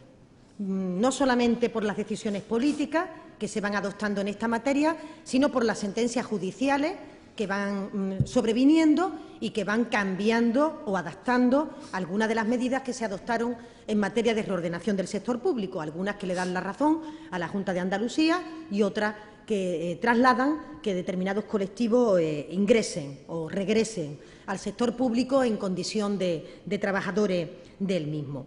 Yo diría que es una tarea que sigue estando dinámica, que seguimos acometiendo. Cada ente instrumental tiene su propia singularidad. Yo no creo que haya elementos denominadores comunes que puedan ser llevados al debate de forma tan grosera, por grueso, no me refiero por ordinario, sino por grueso, como algunas afirmaciones que se hacen sobre el sector público instrumental, que no voy a repetir porque me parecen ofensivas para los trabajadores que desarrollan su tarea en estos entes, pero sí quiero trasladar que todos los entes públicos instrumentales están inmersos en una reingeniería del propio ente en materia organizativa, de prestación de servicios, de diversificación de la actividad o de disminución de aquellas áreas que se han demostrado que son poco eficientes o poco efectivas. Y vamos a seguir en esa tarea, y yo diría que es una tarea que va a continuar en el futuro. No vamos a cejar en adaptar estos entes instrumentales. ¿Por qué? porque probablemente las áreas más dinámicas de la economía que se han resentido con motivo de la crisis son sobre las que operan los sectores públicos instrumentales. Es decir, probablemente la Consejería de Justicia, por ponerles un ejemplo, no tiene que hacer grandes reorganizaciones con motivo de la crisis. La empresa pública del suelo tiene que hacer reorganización y reingeniería organizativa con motivo de la crisis, por lo que antes era un activo, ahora deja de serlo, porque ante la venta de los terrenos o todo lo que implicaba la puesta a disposición de los suelos era un elemento fundamental del área económica. Cuando eso cae, se tiene que adaptar. Por eso el sector público instrumental se convulsiona de forma más extraordinaria con motivo de la situación de crisis. Y no todo el sector público instrumental es el mismo. Entenderán ustedes que no tiene nada que ver la empresa de la obra pública, que en los últimos años ha tenido mucha menor actividad por motivo de la caída de la inversión, con la empresa pública sanitaria Costa del Sol, que para ello la situación de la crisis, si le ha traído algo, ha sido mayor demanda por parte de los ciudadanos de atención sanitaria, fundamentalmente en cara de depresión por parte de los trabajadores que han perdido su empleo. Entonces, yo creo que no se pueden hacer grandes afirmaciones grandilocuentes que pueden quedar bien en un titular de prensa, pero créanme si les digo que la realidad de cada ente es una y que no tiene grandes cuestiones. Empleados públicos. La presidenta lo ha trasladado con claridad. Una de las principales prioridades del Gobierno de Andalucía es recuperar en el menor plazo de tiempo posible los derechos que han perdido los empleados públicos, que han quedado aparcados con motivo de la crisis. Un elemento de competitividad que tiene Andalucía frente a otras comunidades. Les puedo asegurar que los que optaron por el despido como instrumento para reordenar o para aplicar políticas en el sector público, los que perdieron el empleo no lo van a recuperar. Estoy hablando en comunidades como Madrid, como Valencia, como Cataluña. En Andalucía optamos por no despedir a los trabajadores públicos y por aplicar medidas de ajuste en los salarios. Esos salarios se van a recuperar. Eso fue el compromiso y eso es lo que haremos. Vamos a empezar por el complemento adicional de la paga extraordinaria y lo iremos extendiendo al resto de los derechos que han perdido los empleados públicos y que han quedado aparcados con motivo de la crisis. Doña Isabel Morillo, y ahora sí que ya, consejera, le tengo que pedir muchísima brevedad con esta cuestión y con la siguiente, que es referida a Cataluña. Doña Isabel Morillo, del Confidencial, pregunta, según el Gobierno andaluz, su consejería ha consultado a las cajas andaluzas sobre el uso de tarjetas opacas, yo le digo opacas, no black, pero bueno, ella dice tarjetas black, y si puede usted garantizar que no existen en Andalucía. ¿Qué opina sobre este escándalo? Bueno, en primer lugar, en Andalucía no existen las cajas. Es que digo esto porque a veces en la pregunta yo entiendo la actualidad informativa, pero no existen las cajas. Eso ya no es una capacidad, una tutela, ni siquiera una realidad con la que conviva ni el Gobierno de Andalucía ni la sociedad andaluza. Son las entidades financieras, los bancos, que, como ustedes recuerdan, están en un proceso de reestructuración y de fusión muy importante, los que actualmente conforman el entorno financiero del sistema bancario en España.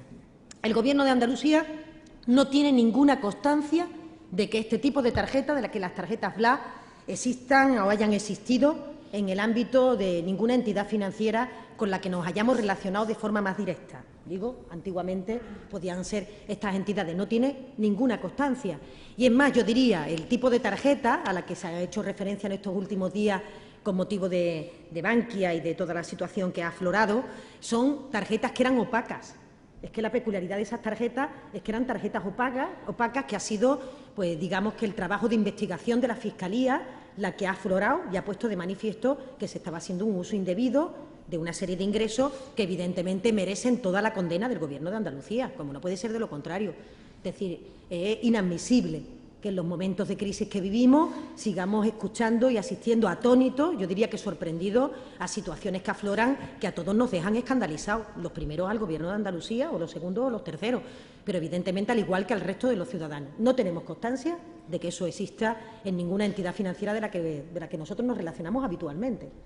Indudablemente, los últimos pasos del señor Mas en Cataluña, esa no convocatoria ya del referéndum que estaba previsto el 9 de noviembre, etcétera, indudablemente le abre parece como un escenario de negociación con el Gobierno de Italia y una preocupación entre los presentes, sobre todo por ese tipo de negociación entre el Gobierno central y Cataluña, hacia dónde puede llevar y si va a esa negociación o puede ir esa negociación en detrimento de Andalucía. Doña Lourdes Lucio, del País, pregunta si su partido propone la reforma de la Constitución. ¿Está de acuerdo con dar en esa hipotética reforma un trato singular a Cataluña? ¿Cuál sería? Lo mismo pregunta don José Luis Osuna, de la Universidad de Sevilla, y dos asistentes, conociendo las pretensiones políticas que suele haber y siempre económicas de Cataluña, asegura qué diálogo o negociación cabe. Bueno, yo diría, lo comentaba Rafael y lo escuchaba yo atentamente, siempre escucho atentamente a Rafael y sigue embelesándome su idea y su discurso, ¿no?, como cuando era una jovencita, y escuchaba atentamente porque yo creo que ayer lo que se produjo en Cataluña fue un espectáculo que no alcanza, desde luego, a la comprensión de lo que nos dedicamos a la actividad pública, a la vida política, de una manera seria y responsable.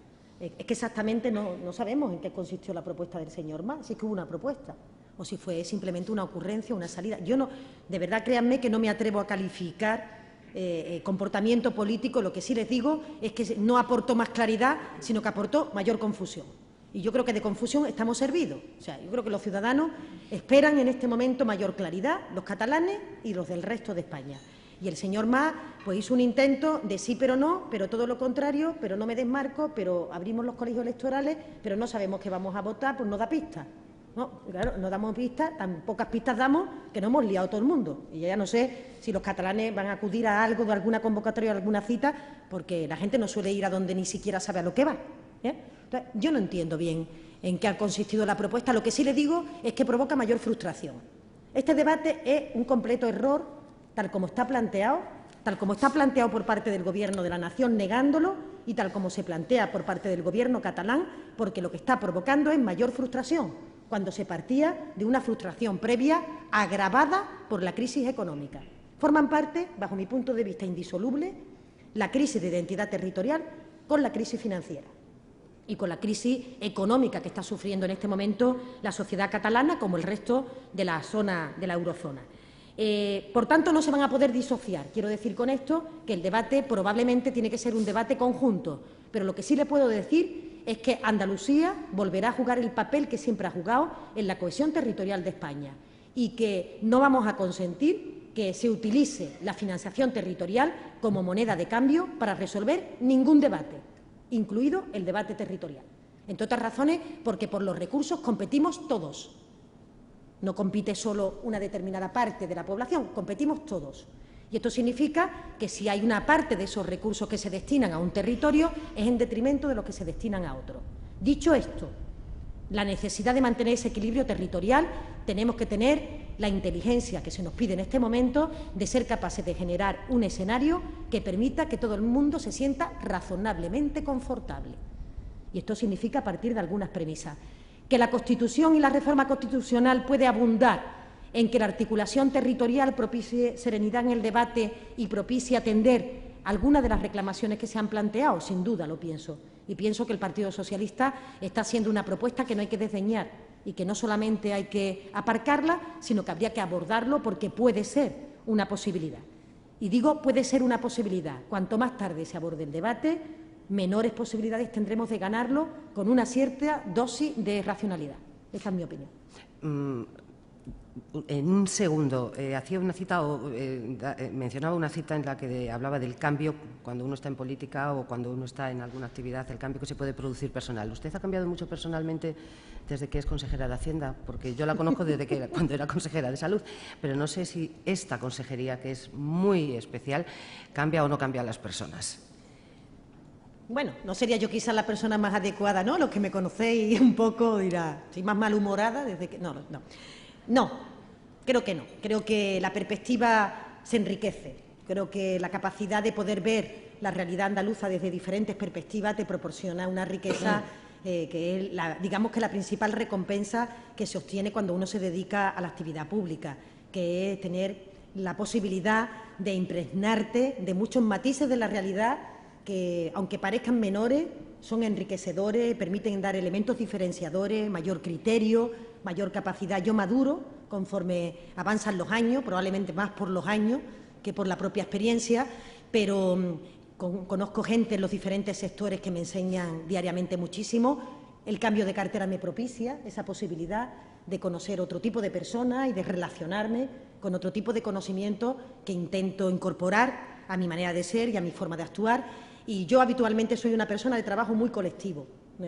Normalmente es mi equipo y a mi equipo al que le debo todas las cuestiones que se puedan trasladar con cierto éxito dentro de las políticas que desarrollamos. Somos todos los que hacemos posible, de verdad, que una cosa salga. Y no una frase, digamos, más o menos bonita, no, es que lo pienso así. Los que me conocen saben que trabajo en equipo y que por tanto, es el equipo el que lo desarrolla. Yo espero que no me cambie mucho. Hay cosas que tengo que cambiar, pero que tengo que cambiar como cualquier persona, porque uno es un ser imperfecto y, por tanto, su personalidad sigue curtiéndose, aunque tenga la edad de Rafael. Y eso no renuncio a cambiar. Soy hija de profesores y siempre me han inculcado el valor que tiene la autoeducación de cada uno y cambiar. Quiero quitar de mí todo lo malo que pueda tener, pero no porque esté en la Consejería de Hacienda, sino porque es una aspiración como persona que tengo. Gracias, consejera. Y don Alberto Delgado, director territorial del Banco de Santander, del Grupo Santander, va a ser quien clausure este acto. Adelante. Gracias. Sí, buenos días. A ver, como patrocinadores y como banco debo ser breve y eficaz, ¿no? Por lo que solamente les pido 3 minutos. Primero, para agradecer a María Jesús Montero, consejera de Hacienda y Administración Pública de la Junta de Andalucía, por compartir con nosotros tu privilegiada, sólida y apasionada visión de la hacienda pública y nuestra política económica, ¿no? Igualmente, a don Rafael Escudero, expresidente de la Junta de Andalucía, por tus interesantes y profundas reflexiones. Gracias también a Nueva Economía Forum por brindar a Banco Santander la posibilidad de sumarnos a la Tribuna Andalucía, promocionando el debate, el diálogo e intercambio de ideas en nuestra región que consideramos tan necesario, ¿no? Y gracias a todos ustedes por su asistencia.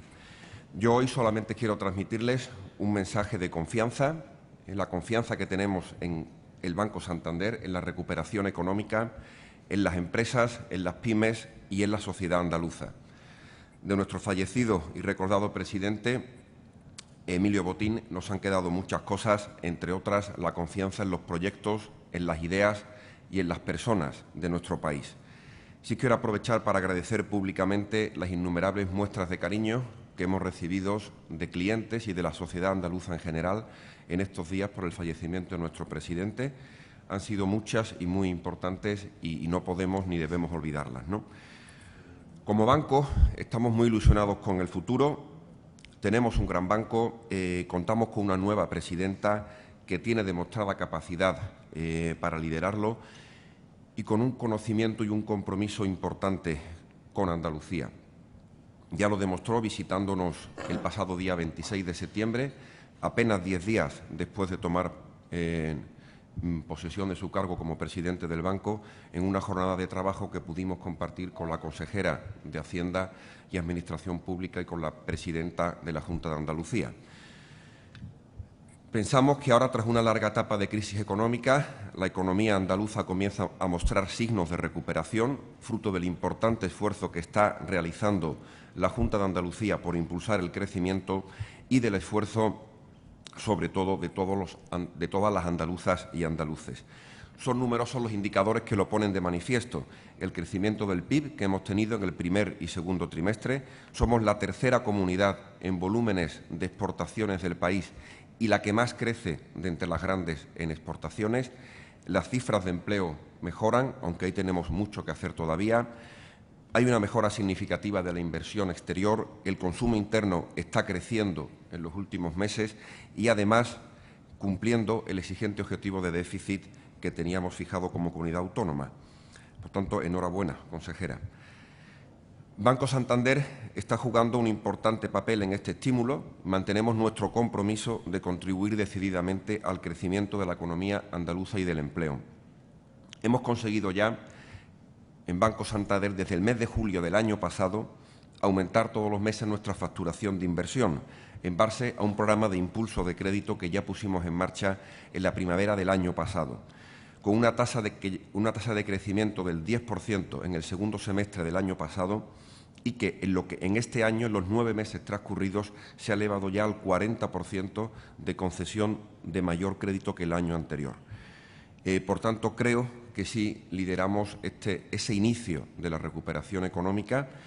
En los últimos 2 o 3 meses hay más entidades de crédito que se han sumado a este impulso. Bienvenidos sean. Nosotros llevamos 9 meses creciendo, como digo, por encima del 40% en concesión de crédito. Esto responde a una estrategia para impulsar el crédito y apoyar el tejido empresarial, con nuestro ambicioso programa Santander Advance, que presentamos aquí en el pasado mes de marzo, con presencia de nuestro consejero de Economía y nuestra consejera de Hacienda. Con esta iniciativa pusimos a disposición de las pymes andaluzas más de 4.400 millones de crédito para este año 2014 y además les ofrecimos una serie de herramientas de apoyo no financieras destinarles a facilitarles su desarrollo que engloban formación online y presencial por el que han pasado ya 1.300 pymes andaluzas, un programa de empleo en Andalucía con las 1.000 becas de experiencias profesionales para el empleo Santander Junta de Andalucía y 743 becas Santander Universidades, un programa de conectividad a través de Santander Advance y un programa de internacionalización a través del mejor programa de comercio exterior santandertrade.com y acompañando a pymes andaluzas en iniciativas comerciales en el exterior. Y en este punto de 2014 queremos hacer mucho más. La mejor noticia es que de los 4.400 millones iniciales están a ritmo de superarse, por lo que cerraremos el año con una cifra superior a los 5.000 millones de crédito a las pymes andaluzas y por ello queremos poner a su disposición más apoyo, más servicios y más crédito.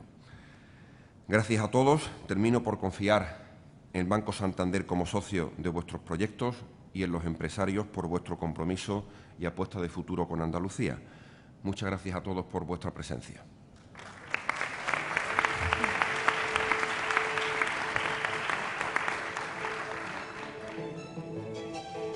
Sí, solamente quería comentar que le decía a Mar Arteaga que creo que recorro el sentimiento de esta sala si desde aquí, en mi calidad también de profesional sanitaria, no solo de madre, me siento profundamente vinculada al sector sanitario, mandamos un recuerdo y también deseos de recuperación a una profesional que en el ejercicio de su responsabilidad se ha contagiado de una enfermedad grave, que lo ha hecho con la generosidad que caracteriza a los profesionales sanitarios. Yo me siento uno de ellos y en estos días más unida que nunca, así que no quería terminar esta intervención sin agradecerle a Teresa su trabajo, su riesgo a la hora de enfrentar la enfermedad de otro, porque a veces cuando uno tiene que atender a una persona que no se encuentra bien de salud, termina contagiándose de su propio estado. Es un ejemplo para el conjunto de la ciudadanía y un orgullo para los profesionales sanitarios entre los que me encuentro.